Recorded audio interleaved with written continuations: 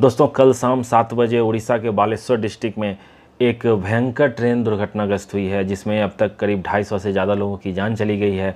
लगभग 1200 से ज़्यादा लोग घायल हैं। इसका अभी ऑफिशियल फिगर आना बाकी है, लेकिन अंदाज़ा लगाया जा रहा है कि ये जो आप कैजुअल्टी देख रहे हैं, इसकी संख्या बढ़ने वाली है, क्योंकि आप इस तस्वीर से अंदाज़ा लगा सकते हो ये ट्रेन इतनी ज़ोर से दुर्घटनाग्रस्त हुई है और इसमें 3 ट्रेन इन्वॉल्व है। अब आप ये समझने की कोशिश कीजिए कि आखिर ये ट्रेन दुर्घटनाग्रस्त हुआ कैसे। इसमें मानवीय भूल है या सिस्टम फेल्योर हो गया, या अब इसका जिम्मेदार कौन, इसकी जिम्मेदारी लेगा कौन। आप समझ सकते हो ये इतना बड़ा दुर्घटना होने के कारण जो इतने सारे लोगों की जान गई है, उसके जिम्मेदार कौन होंगे। मैं आपको बता दूं, 12841 शालीमार चेन्नई एक्सप्रेस, जो कि शालीमार से आके चेन्नई की ओर जा रही थी, और दूसरी ट्रेन हमारी Bangalore SMBT Sir M Visvesvaraya Terminal से निकल के हावड़ा की ओर जा रही थी। दोनों पैसेंजर ट्रेन है, फुल्ली पैक्ड रहती है। इसमें जो लोग रहते हैं स्लीपर कोचेज में, इसकी अगर हालत देखोगे तो आप अगर 72 सीट है तो लगभग 150 से ज़्यादा लोग रहते हैं स्लीपर कोच में, क्योंकि वेटिंग वाले रहते हैं,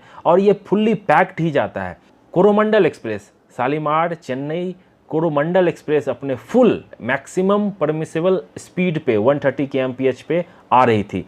उससे पहले क्या हो गया था, जो हमारी SMBT बेंगलोर हावड़ा वाली जो ट्रेन है वो चल के जा रही थी और उसके 3 डब्बे पटरी से उतर गए थे और वो दूसरे ट्रैक को ऑब्स्टेकल कर रहे थे, और इसी दौरान एक मालगाड़ी उधर से गुजर रही थी, तो उस मालगाड़ी को रोक दिया गया था ताकि मालगाड़ी पैसेंजर ट्रेन से ना टकरा जाए। और उस दौरान हुआ क्या, अब मालगाड़ी रुकी है तो वो ब्लॉक सेक्शन, मैंने आपको पहले भी समझाया था, वो पूरा ब्लॉक हो गया और पीछे से कोरोमंडल एक्सप्रेस अपने फुल स्पीड से आ रही है।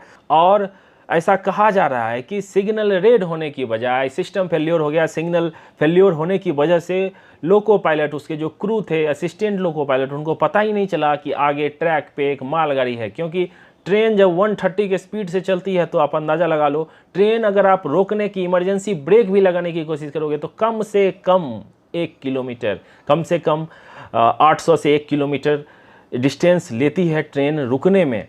और ये 130 kmph से आई एम श्योर कि क्रू ने ब्रेक लगाई होगी, इमरजेंसी ब्रेक लगाई होगी, लेकिन रुकते रुकते ये जोरदार टक्कर मारी है मालगाड़ी को। एक गुड्स ट्रेन जिसको रोका गया था उसको खतरनाक से टक्कर मारी गई है।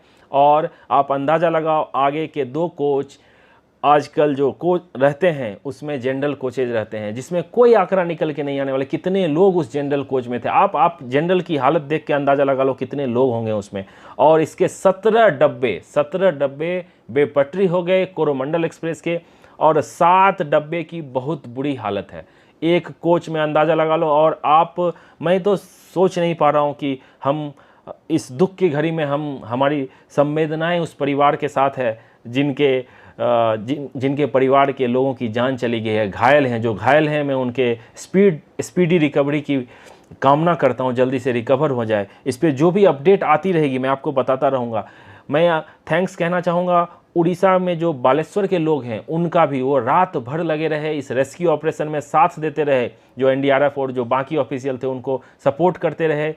हॉस्पिटल में लाइन लगी हुई है लोगों का ब्लड देने के लिए, वो अपना ब्लड देने के लिए, क्योंकि आपको पता है कितने अभी सारे अस्पताल पैक हो गए हैं। बहुत सारे लोगों को भुवनेश्वर, कटक रेफ़र किया जा रहा है। और ये रेल मंत्री हमारे अश्विनी वैष्णव साहब साइट पे पहुंचने वाले हैं, वो किसी भी समय पहुंच सकते हैं। और ये टोल जो है, ये जो आंकड़ा है, ये धीरे धीरे बढ़ता ही जा रहा है और ये भयानक होता जा रहा है। इतिहास में, रेलवे के इतिहास में ये सबसे बड़ी दुर्घटना हो सकती है। मैं आपको बता दूं, आज अभी हाल फिलहाल में ये दुर्घटना इतनी बढ़ क्यों रही है। अभी बात की जा रही थी जो कवच सिस्टम रहेगा, अगर कवच लगा रहेगा ट्रेन में तो आमने सामने अगर ट्रेन रही या एक ही ट्रैक पे रही तो अचानक उसमें ब्रेक लग जाएगी, डिस्टेंस पे ही ब्रेक लग जाएगी और कोई दुर्घटना नहीं हो सकता है। तो ये सिस्टम आने में अभी बहुत टाइम लगने वाला है। कुछ ट्रेनों में ये लगाया गया है, लेकिन इसको सारी जगह इम्प्लीमेंट करने में बहुत टाइम लगने वाला है। एक अच्छी बात इसमें लोग कह रहे हैं, जो ये LHB वाली कोच थी जिसके कपलिंग सिस्टम काफ़ी अच्छे होते हैं, लेकिन फिर भी सोचो ये जो विजुअल देख के आप अंदाज़ा लगाओ कि कितना भयंकर घटना हुई है। हमारी SMBT हावड़ा वाली जो ट्रेन थी जो डिरेल होके थी, तो उसके साइड में भी साइड कोलाइड हो गई, क्योंकि मालगाड़ी में टक्कर मारी, उसके बाद ट्रेन बेपटरी हुई और साइड में वो ट्रेन भी थी उसमें जाके टकराई है। तो ये काफ़ी भयंकर हादसा है। इसमें कहा जा रहा है इनके क्रू की जान चली गई है, लेकिन एक कुछ लोग कह रहे हैं कि LAP शायद सरवाइव कर गए हैं। वो काफ़ी क्रिटिकल कंडीशन में घायल थे। 130 में टक्कर मारी है। आप सोचो, अंदाज़ा लगाओ, आप ट्रेन से कूद भी नहीं सकते हो, कुछ नहीं कर सकते हो। इसमें क्रू की जान गई है। इसमें रेलवे की लापरवाही मैं कह सकता हूँ, सिस्टम फेल्योर या जो भी हो, इसमें उच्च स्तरीय जांच बैठेगी।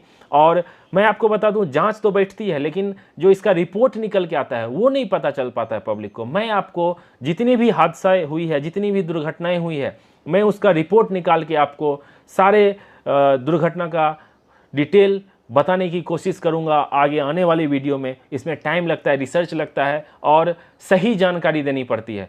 ऐसा नहीं है कुछ भी बोल के मैं आपको बता दूंगा। जो एक्चुअल फैक्ट है, जो मुझे अभी तक जानकारी मिली है, मैं वही आपको देने की कोशिश करूंगा। हम आशा करते हैं जो घायल लोग हैं जल्द से जल्द रिकवर हो जाएं। इसमें हमारे प्रधानमंत्री नरेंद्र मोदी, राष्ट्रपति मुर्मू जी, सब ने दुख व्यक्त किया है। लेकिन दुख व्यक्त करने से कुछ नहीं, मुआवजा मिल जाएगा, लेकिन एक जान की कीमत कोई भी मुआवजा नहीं दे सकता है। जो लोग सोचो बेंगलोर से हावड़ा अपने घर को जा रहे होंगे, उनकी अभी जान चली। जो लोग शालीमार से आ रहे होंगे, चेन्नई की ओर जा रहे होंगे, अपने काम पे जा रहे होंगे, अपने घर जा रहे हो, रिलेटिव के पास जा रहे हो, गर्मी छुट्टी खत्म हुई है, बच्चे होंगे, कितनी दर्दनाक ये हादसा है, आप सिर्फ अंदाज़ा लगा लो। मैं इस दुख की घड़ी में मैं अपनी मेरे तरफ से, मेरे चैनल की तरफ से